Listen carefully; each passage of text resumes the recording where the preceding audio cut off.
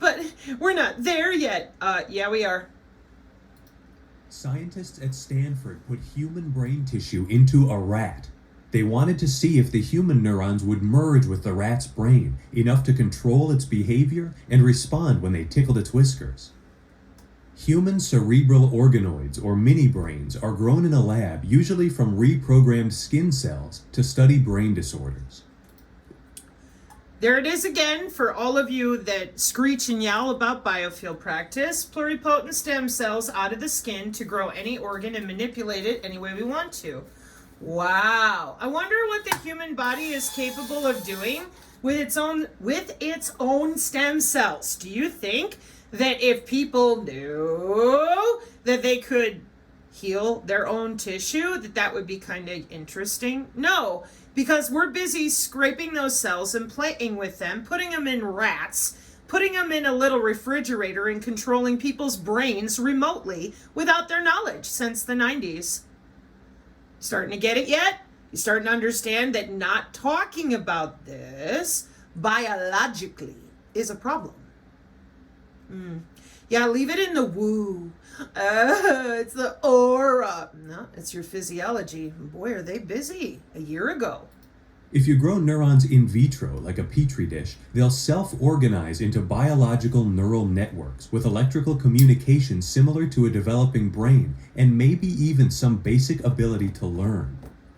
But mini-brains are hard to grow in a lab. They only get up to a few millimeters wide because they don't get the blood supply or chemical signals they get in a real brain. If you want to study complex brain processes and how they go wrong and how they affect behavior, you can't model those with an in vitro organoid. You gotta grow them in vivo, attached to a living organism. To make these mini brains more like human brains, they transplanted them into baby rats. As the rat's brain developed, its blood vessels infused the human brain tissue.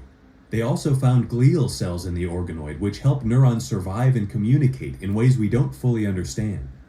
In this environment, with support from the rat brain, the transplanted organoid grew 9 times its size in 3 months.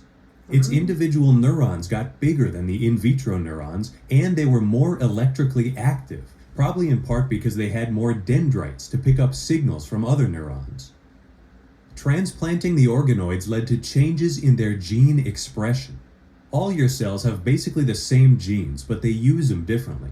They can turn on a gene when they need the protein it codes for. If a neuron is making a new synapse, a new connection with another neuron, it might express these genes. The transplanted organoids showed more expression of a lot of genes related to neural development. Even though they were grown in a rat's brain, they expressed more of a gene that's only expressed in primate brains called OSTN. Rats have a version of this. This is called Chimera playing around in 2016. Wow. I'm sure we haven't upgraded. Oh, look, it's Harvard. Synthetic biology and regenerative medicine. That's why I chuckle. So I'll let you finish watching that nightmare. What makes this butterfly? Okay, you open twice. A chip is a tiny skyscraper. Its circuitry often includes billions of transistors and stretches through more than 100 layers, and every structure needs to connect perfectly. At ASML, we build hardware and software that helps our customers mass produce this microscopic circuitry. Our lithography systems print chip patterns by shining light from a source onto a blueprint, or mask, and then harnessing that light with optics to transfer the patterns to silicon wafers. But in the world of nanometers, physical and chemical processes deform the pattern. So as chip features continue to shrink, lithography becomes more challenging and more crucial. As lithography experts, we fundamentally understand the processes that influence chip patterning, and we develop models and algorithms that predict how a pattern will print on a wafer. Using these insights, we can then adjust for any deformations and tune the lithography system to produce the best possible image. We call this computational lithography. First, our source optimization tools meticulously adjust the illumination to produce produce sharper images of critical chip features. Our mask optimization tools design masks that correct for optical effects, so chip patterns appear exactly as intended on the wafer. Light heats and deforms the optics, so our wavefront optimization tools reshape the light once more to ensure that the pattern prints correctly. And we do this pattern by pattern, layer by layer, chip by chip, wafer by wafer, at the volume, speed, and robustness our customers need for mass production. As these tiny skyscrapers continue to grow and their features continue to shrink, our task only gets harder. But we're up to the challenge. We're committed to powering technology forward with you. Driving nanometer precision in microchip manufacturing 9 days ago. Okay? And for those of you that still don't get it, in regards to, well, Sabrina, that's for making microchips. Nope, that's beam steering and microfluidics and your muscle tissue. Yeah, it says artificial neurons. Sure does. Air molecules with field programmable gate arrays that look exactly the same way using optogenetics with every molecule in your body. Oh, it's like a little skyscraper. Yup. How long have you been under people's skin with the Department of Defense? 50 years. Damn.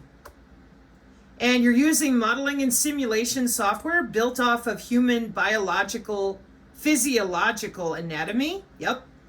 Damn. No wonder when your cell phone rings, it's just you, and when they hit you, it's just you, because it's a bioelectromagnetic algorithm made out of you. Oh. And are you seeing that? Oh, it's 9 days ago. Research and development, folks. Okay. So when you hear me say that I am perceiving lithography, however you want to pronounce it, potato, potato, this is what I'm talking about. The air molecules are full of data. Now, if you know how to actually use your anatomy, it's anatomical, then you're hearing that, you're feeling that, you're seeing that. Okay? Perception. Hello, my name is Scott Middlebrooks. I work here at ASML in the research department. And for today's whiteboard session, I'll be answering the question, what is computational lithography? So if you pull apart your iPod or your iPad or your laptop, you look into the heart of what makes these devices work, you'll have an integrated circuit. If you were to break that apart and zoom in really close, at some point you'll see a geometric pattern of shapes, of lines, of circles that make up this device. This man does a really good job, but hang on. You guys remember the ICAS lab? I'm looking to see where I put it. Oh. Integrated circuits.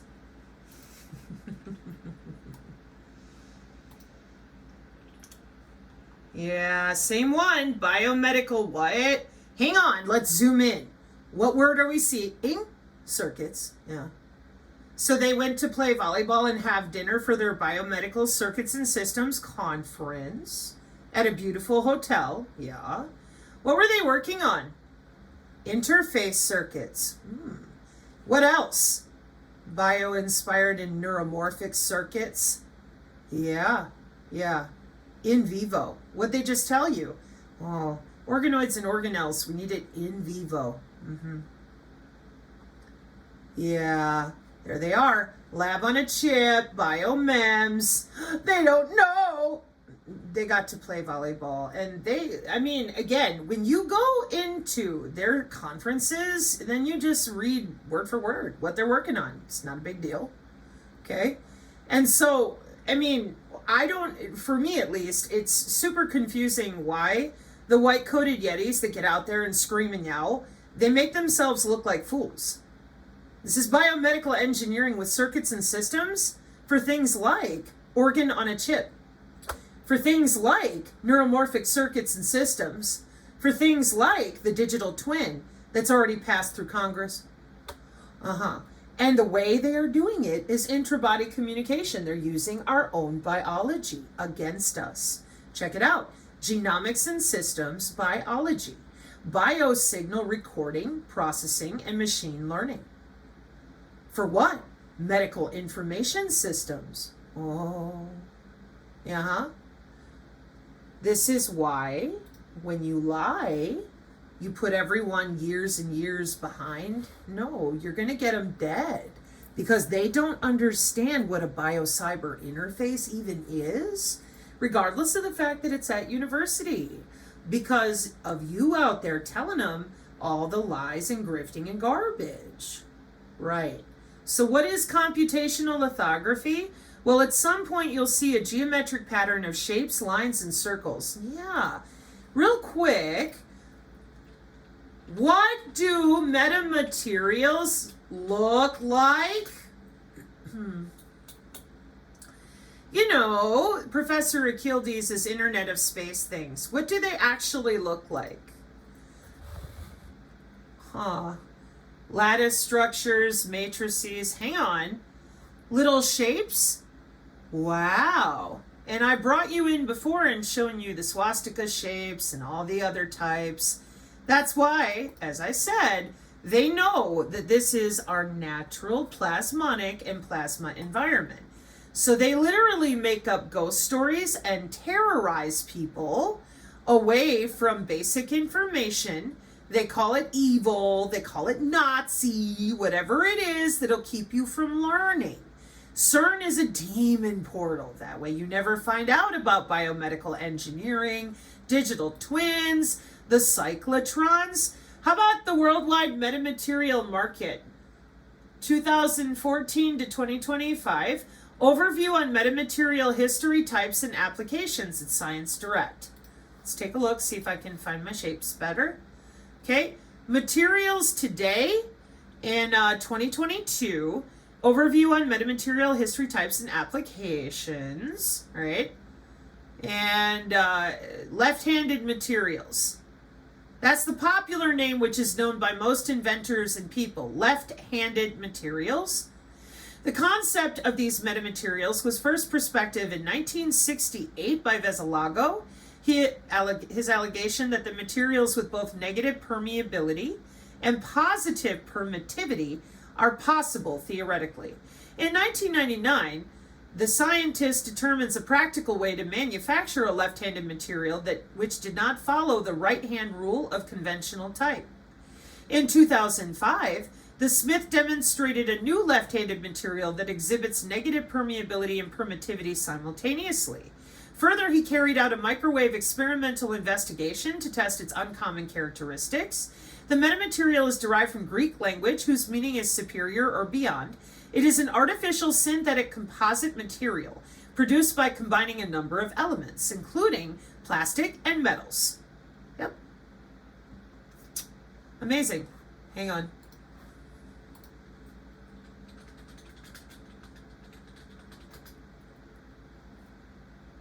There we go. That's a good one. Seeing anything that you've seen before?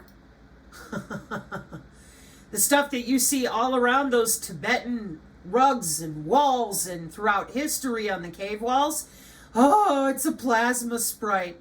Yeah, it's plasmonics, folks. Okay. And that's why lying to people with religious fear, calling it a demon portal, calling it a demon field is immature and disgusting when you consider that these are jobs that have been going on for things like pacemakers since the 1999, with interbody communications since 1996. And there you are. It's a demon portal. It's 2024. You can't be respectful to people enough to tell them that these are jobs with active metamaterials and structures for their Nasara Jasara Internet of Space things.